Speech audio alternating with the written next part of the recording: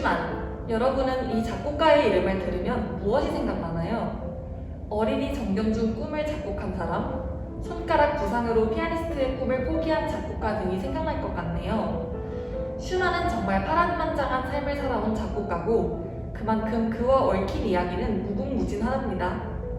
그런 그의 삶 가운데에는 아내 클라라 슈만이 있었고 그들의 영원한 친구, 작곡가 요하네스 브람스가 있었습니다. 오늘은 로베르트 슈만, 클라라 슈만, 그리고 요하네스 브람스, 이 세 사람의 관계를 중심으로 슈만의 삶을 파헤쳐 보도록 하겠습니다.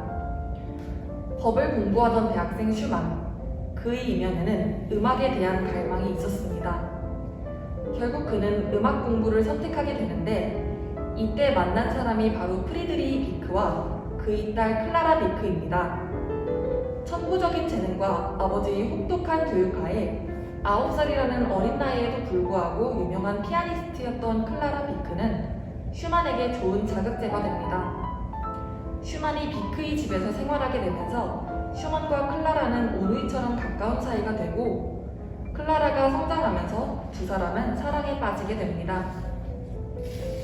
하지만 클라라의 아버지 비크는 슈만이 마음에 들지 않았나 봅니다.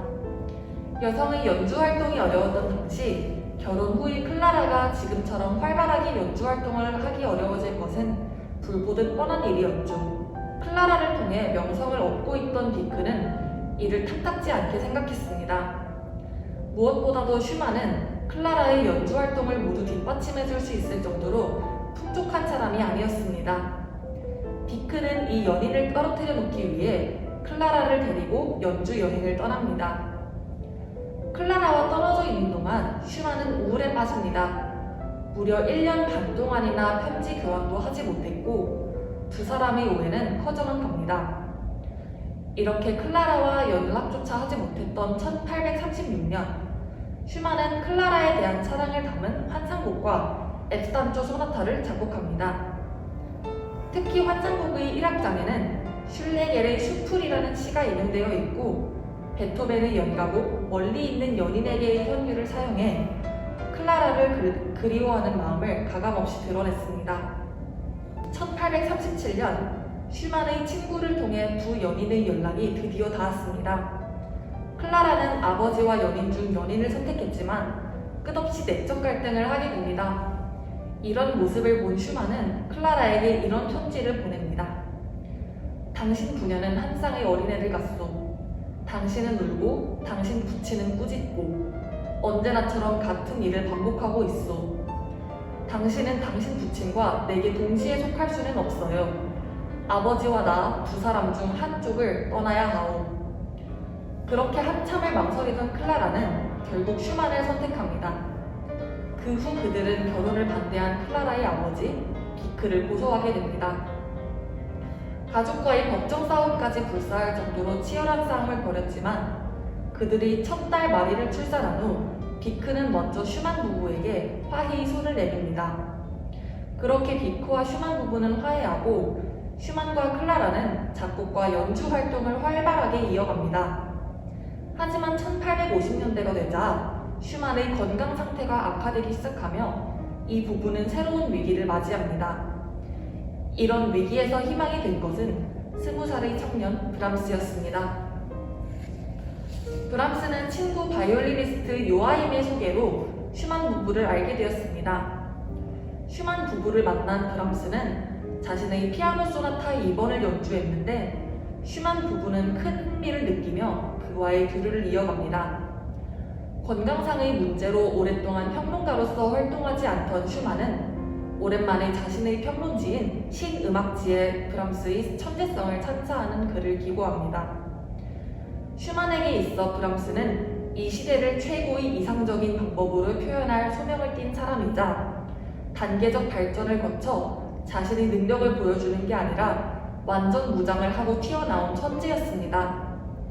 슈만의 평론 덕분에 브람스는 자신의 재능을 마음껏 펼치게 되고 클라라와 슈만은 브람스의 곡이 출판되는 것까지 돕습니다.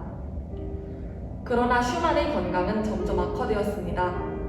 결국 그는 유령변주곡이라는 작품만을 남겨둔 채 정신병원에 입원하게 되고 2년의 입원 끝에 사망에 이릅니다. 클라라는 생계를 위해 2년 동안 무수히 많은 연주 여행을 떠나야 했고 클라라의 빈자리는 브람스가 대체합니다.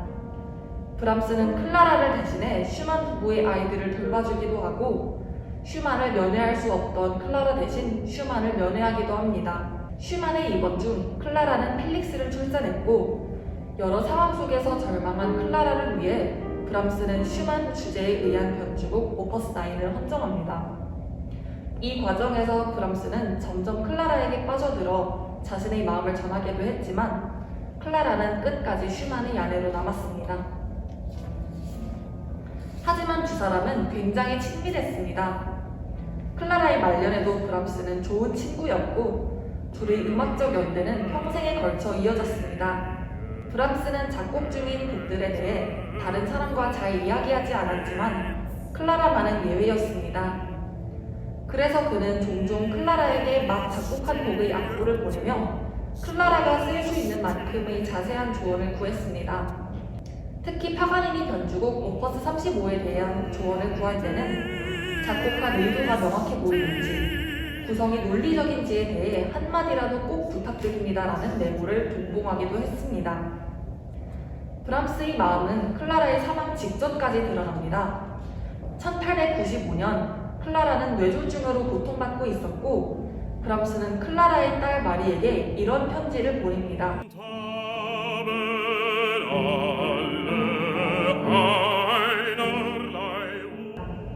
편지를 보낸 후 브람스는 클라라의 장례식에서 처음으로 자신의 마지막 가곡집 네 곡의 엄숙한 노래를 연주합니다.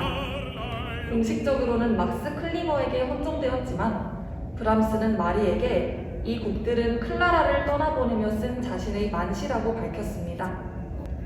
이후 브람스는 평생을 독신으로 살았다고 합니다. 클라라를 사랑했지만 병으로 인해 그를 끝까지 지켜주지 못했던 로베르토 슈만.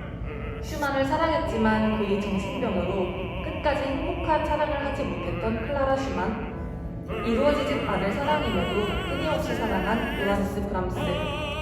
이들은 독일의 낭만주의 시대의 한 획을 그은 음악가들로 동시대에 활발하게 활동했고 서로가 서로에게 영향을 주고 영감을 받았던 예술가들입니다.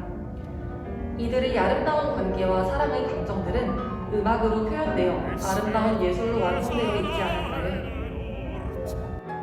Es ist alles von Staub gemacht und wird wieder zu Staub. Wir